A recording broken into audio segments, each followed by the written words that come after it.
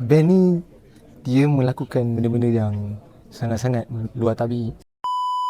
Hai, saya Immanuel Fendi, memegang watak sebagai Ben. Watak Ben adalah kawan pada Chai, Alif dan juga Duka. Ben ni dia seorang, saya create watak dia ni, dia sebenarnya daripada kampung dan datang ke bandar dan kerja sebagai Grab.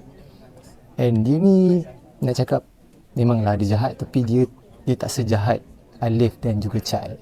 Cabaran dia adalah sebab Ben ni dia melakukan benda-benda yang sangat-sangat luar tabi dan bukan benda yang saya buat.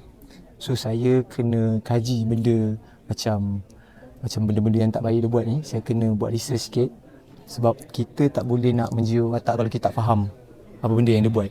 So pada saya itu cabaran yang susah. Benda-benda yang awak pun dah tengok kan, benda-benda tu macam mana nak buat tu.